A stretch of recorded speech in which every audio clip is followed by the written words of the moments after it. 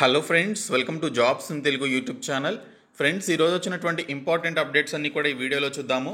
Video చూస్తున్న ప్రతి ఒక్కరు కూడా వీడియోని లైక్ చేసి ఛానల్ని సపోర్ట్ చేయండి. మీరు ఇచ్చేటువంటి ఒక చిన్న లైక్ చాలా ఎంకరేజింగ్ అండ్ మోటివేటింగ్గా ఉంటుంది, కాబట్టి లైక్ చేసి మీ ఫ్రెండ్స్కి అయితే షేర్ చేయండి. ఫస్ట్ టైం మన ఛానల్ని విజిట్ చేస్తే సబ్స్క్రైబ్ చేసుకొని బెల్ సింబల్ని యాక్టివేట్ చేసుకోండి. ఫ్రెండ్స్, తెలంగాణ తెలుగు మీడియం అభ్యర్థుల కోసం జనరల్ స్టడీస్ ఆబ్జెక్టివ్ బిట్స్ మెటీరియల్ని ప్రిపేర్ చేయడం జరిగింది.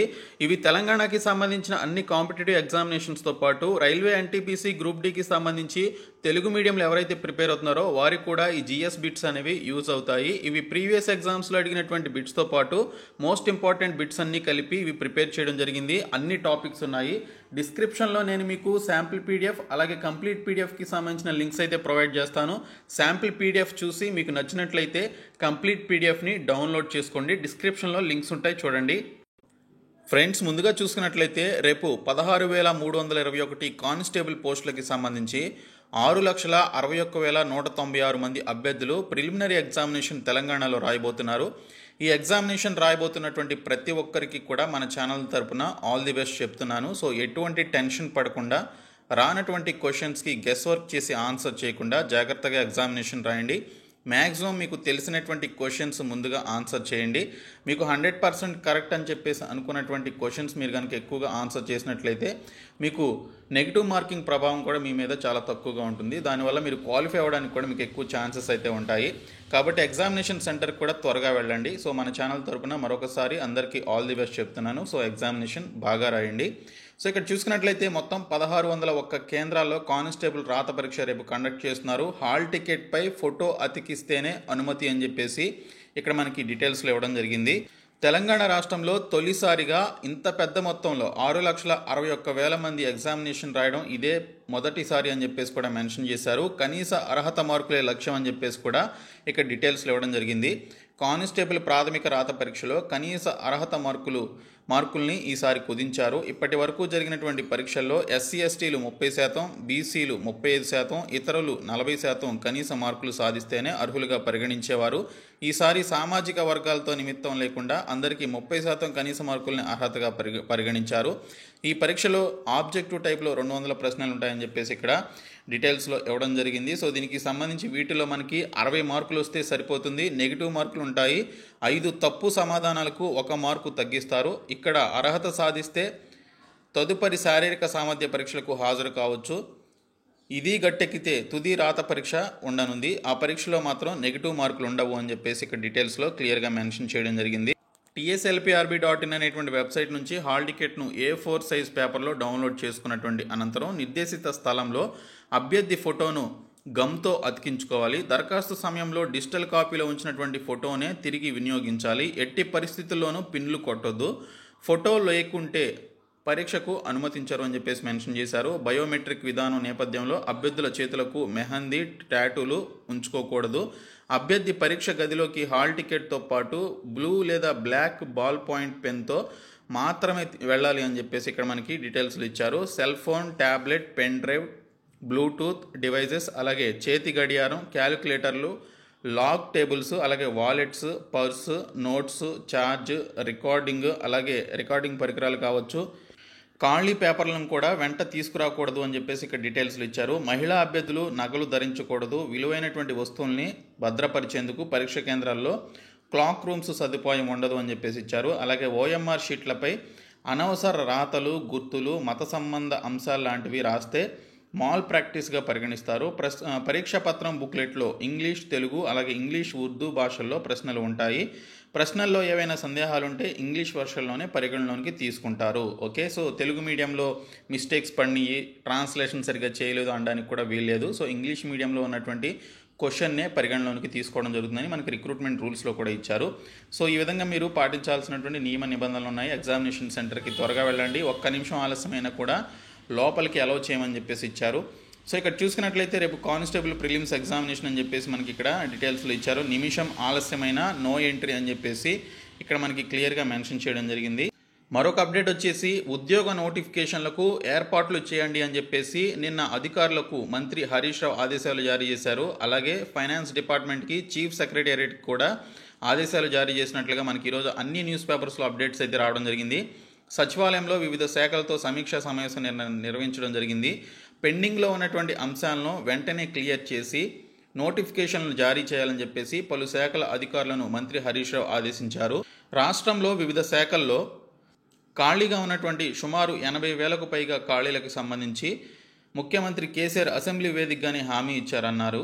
సచివాలయంలో వివిధ శాఖల ఉన్నతాధికారులతో మంత్రి శుక్రవారం సాయంత్రం సమావేశమయ్యారు. ఈ సందర్భంగా ఆయా శాఖల్లోని పురోగతిపై వివరాలను అడిగి తెలుసుకున్నారు. పోలీస్ రిక్రూట్మెంట్ బోర్డు నోటిఫికేషన్ల పురోగతిలో జరుగుతున్నటువంటి జాప్యంపై అసంతృప్తి వ్యక్తం చేశారు. ఉద్యోగ నియామకాల ప్రక్రియను త్వరితగతిన పూర్తి చేయాలని చెప్పేసి ఆదేశించడం జరిగింది. సుమారు 50,000 ఉద్యోగాలకు సంబంధించి ఆర్థికపరమైనటువంటి అనుమతులు ఇచ్చినట్లు ఆ శాఖ అధికారులు మంత్రికి వివరించారు. కానీ ఇందులో సగం కూడా నోటిఫికేషన్లు ఇవ్వకపోవడం బాధాకరమంటూ అసహనం వ్యక్తం చేశారు. పబ్లిక్ సర్వీస్ కమిషన్ సహా వివిధ రిక్రూట్మెంట్ బోర్డుల తరపున హాజరైనటువంటి అధికారులకు స్పష్టమైనటువంటి ఆదేశాలు ఇచ్చినట్లుగా మనకి ఇక్కడ మెన్షన్ చేయడం జరిగింది.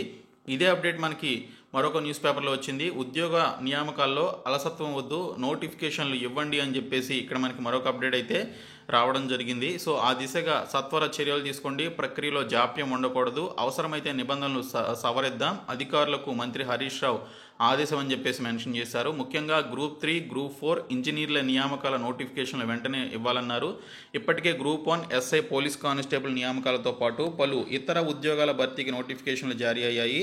ఇంకా పలు నియామకాల పురోగతిలో ఉన్నాయి. ఈ నేపథ్యంలో రాష్ట్ర ప్రభుత్వం ప్రకటించినటువంటి ఉద్యోగ నియామకాల ప్రక్రియ పురోగతి అడ్డంకులపై శుక్రవారం ఉన్నత స్థాయి సమీక్ష నిర్వహించారు. ఈ సమావేశంలో సిఎస్ సోమేష్ కుమార్, వివిధ శాఖల కార్యదర్శులు, నియామక సంస్థల ఉన్నతాధికారులు పాల్గొన్నారు.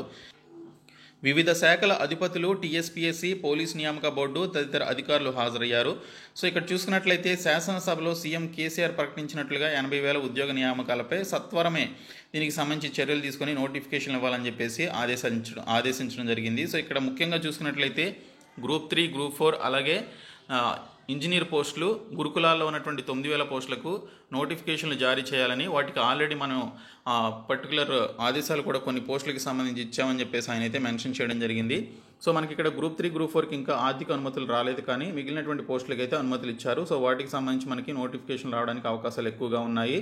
సో ఉద్యోగ నియామకాలు వేగవంతం చేయండి, నియామక సంస్థలకు మంత్రి హరీష్ రావు ఆదేశం. అనుమతులు ఇచ్చిన కొన్ని నోటిఫికేషన్లు వెలువడకపోవడంపై అసంతృప్తి, ప్రభుత్వ ప్రాధాన్యాలు గుర్తించాలని సూచన అని చెప్పేసి ఇక్కడ మనకి డీటెయిల్స్లో ఇవ్వడం జరిగింది. నోటిఫికేషన్ల జారీలో ఆలస్యం ఎందుకు చేస్తున్నారని చెప్పేసి కూడా క్వశ్చన్ చేసినట్లు మనకి ఇక్కడ డీటెయిల్స్లో రావడం జరిగింది. సో ఇక్కడ చూసుకున్నట్లయితే కేవలం పోలీసు, ఇంజనీరింగ్ కొలువులకు సంబంధించినటువంటి నోటిఫికేషన్లు మాత్రమే వెలువడ్డాయంటూ ఇతర ఉద్యోగాలకు సంబంధించి ప్రకటనలు ఇవ్వకపోవడంపై తీవ్ర అసంతృప్తి వ్యక్తం చేసినట్లుగా ఇక్కడ మనకి డీటెయిల్స్లో అయితే ఇచ్చారు. ఇంకా ఉద్యోగ నోటిఫికేషన్ల జారీ స్పీడ్ పెంచండి, ఆర్థిక శాఖ మంత్రి హరీష్ రావు ఆదేశాలని చెప్పేసి ఇక్కడైతే మనకి డీటెయిల్స్లో ఇవ్వడం జరిగింది.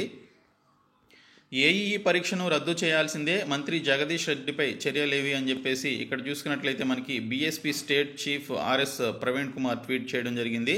సో ఇక్కడ చూసుకున్నట్లయితే మనకి ఇటీవల విద్యుత్ శాఖలో జూనియర్ లైన్మెన్ పరీక్షలో పేపర్ లీక్ అయిందని చెప్పేసి నోటిఫికేషన్ రద్దు చేశారు. అలాగే ఇక్కడ చూసుకున్నట్లయితే అదే రోజు జరిగినటువంటి ఏఈ పరీక్షను కూడా రద్దు చేయాల్సిందేనని చెప్పేసి BSP state chief RS Praveen Kumar ప్రభుత్వాన్ని డిమాండ్ చేయడం జరిగింది. అమెరికా పర్యటనలో ఉన్నటువంటి ఆయన శుక్రవారం ట్విట్టర్ వేదికగా స్పందించినట్లు మనకి ఇక్కడ డీటెయిల్స్లో అయితే ఇచ్చారు. ఇంకా నియామకాల పండుగ అని చెప్పేసి మెన్షన్ చేశారు. సో రాబోయేటువంటి వినాయక చవితి నుంచి మనకి పండుగల సీజన్ అయితే ప్రారంభం కానుంది. సో ఇందులో భాగంగా మనకి ఏవైతే డెలివరీ సంస్థలు ఉన్నాయో, సో డెలివరీ అనేటువంటి సంస్థతో పాటు బిగ్ బాస్కెట్, డుంజో అలాగే 99 లక్షల మంది ఇలాగే దీనికి సంబంధించి ఉపాధి పొందుతున్నారని చెప్పేసి మెన్షన్ చేశారు. ముఖ్యంగా డెలివరీ అనేటువంటి సంస్థ, బిగ్ బాస్కెట్, డుంజో అనేటువంటి సంస్థల్లో ఇక్కడ చూసుకున్నట్లయితే మనకి కొన్ని వేలల్లో ఖాళీలు అయితే నియమించబోతున్నారు. ఖాళీలని డెలివరీ బాయ్స్ కావచ్చు, ఇంకా ఇతర ఇమీడియట్గా మనకి అవసరమైనటువంటి ఏవైతే పోస్టులు ఉంటాయో వాటన్నిటినీ కూడా వేలల్లో, లక్షల్లో భర్తీ చేయడానికి రెడీ అవుతున్నట్లు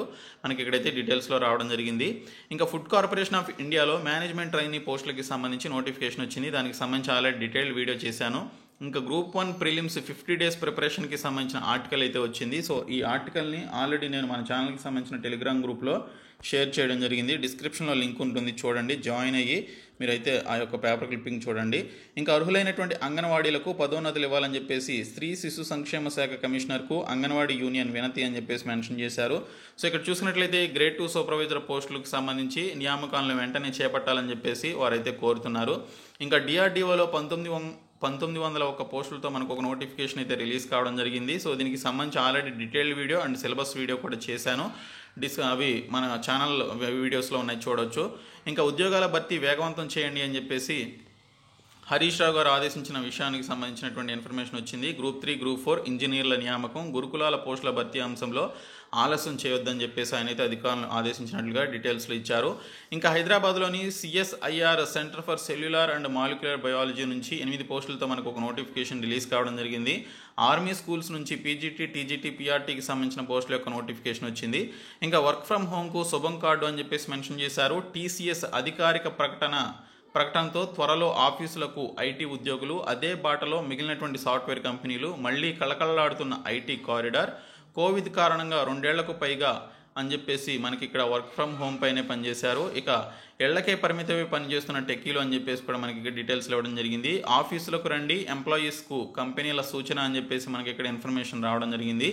సంక్షోభంలో దేశీయ IT అని చెప్పేసి మరొక అప్డేట్ అయితే వచ్చింది. సో ఇక్కడ మనకి వ్యయ నియంత్రణ దిశగా సంస్థలు, ఉద్యోగుల బోనస్లలో కోతలు, కొత్త నియామకాల్లోనూ తగ్గిన జోరు, అమెరికా ఐరోపా ఆదాయం క్షీణత ప్రభావం అని చెప్పేసి మనకి ఇక్కడ డీటెయిల్స్లో వచ్చాయి. సో ఇవి ఈరోజు వచ్చినటువంటి అప్డేట్స్. సో ఈ వీడియోని మీ ఫ్రెండ్స్కి షేర్ చేయండి, మన ఛానల్ సబ్స్క్రైబ్ చేయండి. Thank you so much guys.